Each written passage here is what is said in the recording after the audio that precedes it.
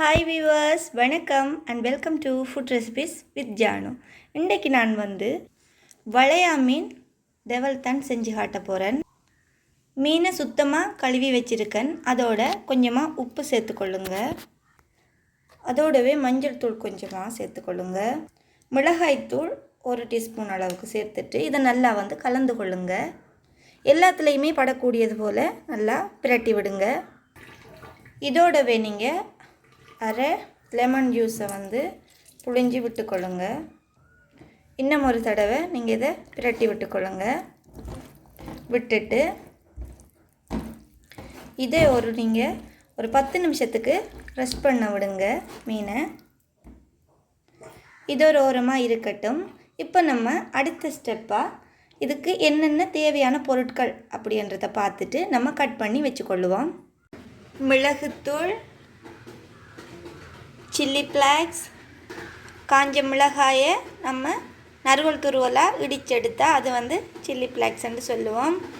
அதோடவே வெங்காயம் வெட்டி வச்சுருக்கேன், தக்காளி பழம், பச்சை மிளகாய் 2, இஞ்சி பூண்டு பேஸ்ட், அதோடவே கருவேப்பிலை, மஞ்சள் தூள், கடுகு, சின்ன சீரகம், இதெல்லாம் நமக்கு தேவை. மீன் சூப்பராக நமக்கு ரெஸ்ட் பண்ணி இருக்குது. இப்போ நம்ம இது எல்லாத்தையுமே ஃப்ரை பண்ணி எடுப்போம். ஃபேனை வச்சுட்டு ஸ்டவ் ஆன் பண்ணுவோம். பண்ணிவிட்டு எண்ணெயும் ஊற்றிக்கொள்ளுவோம்.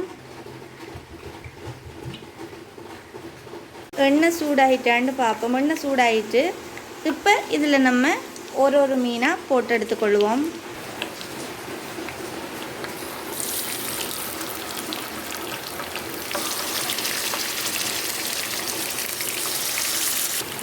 ஒரு பக்கம் நல்லாவே ஃப்ரை பண்ணி கொண்டு இருக்குது. ஃப்ரை பண்ணட்டும். அடுத்த பக்கம் நம்ம திருப்பி விடுவோம். ஒரு பக்கம் பொரிஞ்சிட்டுது. நம்ம இப்போ மற்ற பக்கமும் திருப்பி விடுவோம். ஓகே, நம்ம மற்ற பக்கமும் திருப்பி விட்டுட்டோம். இது கருகி போச்சு அப்படின்னு நினைக்க வேணாம். என்னென்னு சொன்னால் நம்ம மிளகாய் தூள் போட்டோம் தானே, அதுதான் கருகி இருக்குது மீன் கருகையில். இது வடிவாக பொரியட்டும். பொரிஞ்ச பிறகு ஒரு டிஷ்ஷில் மாற்றிக்கொள்ளுவோம். மாற்றின பிறகு அடுத்த ஸ்டெப்பை நம்ம பார்ப்போம். மற்ற பக்கமும் நமக்கு சூப்பராக பொரிஞ்சு இதை நம்ம ஒரு பாத்திரத்தில் மாற்றிக்கொள்ளுவோம். பொரியல் எல்லாத்தையுமே இறக்கிட்டோம். அதே ஃபேனில் இப்போ கொஞ்சமாக கடுகு சேர்த்துக்கொள்ளுவோம். எண்ணெய் எதுவும் ஊற்ற வேணாம். அதில் மீதியாக இருக்கிற எண்ணெயிலேயே நம்ம கடுகு கொஞ்சம் சேர்த்துக்கொள்ளுவோம். கடுகு வடித்த பிறகு அதோட சின்ன சீரகம் கொஞ்சம் சேர்த்துக்கொள்ளுவோம். நீள்வாக்கில் கட் பண்ண பச்சை மிளகாயும் சேர்த்துக்கொள்வோம். ஒரு நிமிஷத்துக்கு வதக்கிக்கொள்வோம். அதில் பச்சை வாசனை போகும் வரைக்கும். அதோடவே கருவேப்பிலை சேர்த்துட்டு அதையும் வதக்கிக்கொள்ளுங்க. வதக்கிட்டு இந்த வெங்காயத்தை இதோட சேர்த்துக்கொள்ளுவோம். சேர்த்துட்டு நல்லா வதக்கி விடுவோம். கொஞ்சம் கல்லுப்பு சேர்த்துக்கொள்ளுவோம். சேர்த்ததும் இது குயிக்காக நமக்கு வதக்கி கிடைச்சிடும். கோல்டன் ப்ரௌன் கலரில் கிடைக்கும் குயிக்காக. அதுக்காக நம்ம கொஞ்சமாக கல்லுப்பு சேர்த்துக்கொள்ளுவோம். இங்கே பாருங்கள், கலர் கொஞ்சம் சேஞ்ச் ஆகிடுது. திரும்பவும் நம்ம வதக்கி கொண்டே இருப்போம். இதோடவே நம்ம இஞ்சி பூண்டு பேஸ்ட்டையும் சேர்த்துடுவோம். சேர்த்துட்டு அதையும் இதோட வதக்கி கொள்வோம். பச்சை வாசனை போகும் வரைக்கும். இஞ்சி பூண்டு பேஸ்ட் போட்ட பிறகு வதக்கும்போது நல்ல ஒரு ஸ்மெல் ஒன்று வரும். நல்ல ஒரு வாசமாக இருக்கும் அது. இது நல்லா கொஞ்சமாக வதங்கிட்டுது. இந்த ஸ்டேஜில் நீங்கள் கட் பண்ணி வச்சுருந்த தக்காளியை சேர்த்துக்கொள்ளுங்க. நீங்கள் சோஸ் வச்சுருக்கீங்கன்னு சொன்னாலும் டொமேட்டோ சோஸ் சேர்த்துக்கொள்ளலாம். தக்காளி இதோடு சேர்ந்து நல்லா வதங்கட்டும். வதங்கி அவிஞ்ச பிறகு நம்ம இதை நல்லா மேஷ் பண்ணி விடுவோம்.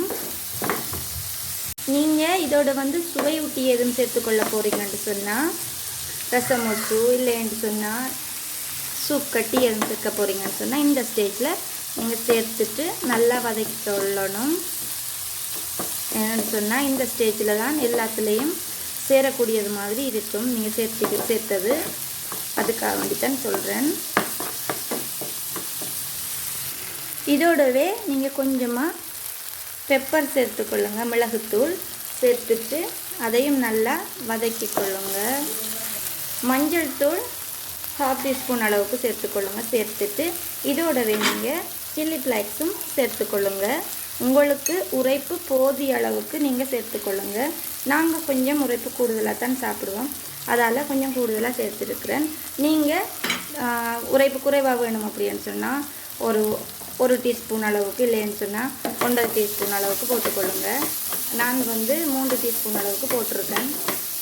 எங்களுக்கு இது உரைப்பு ஓகேவாக இருக்கும்.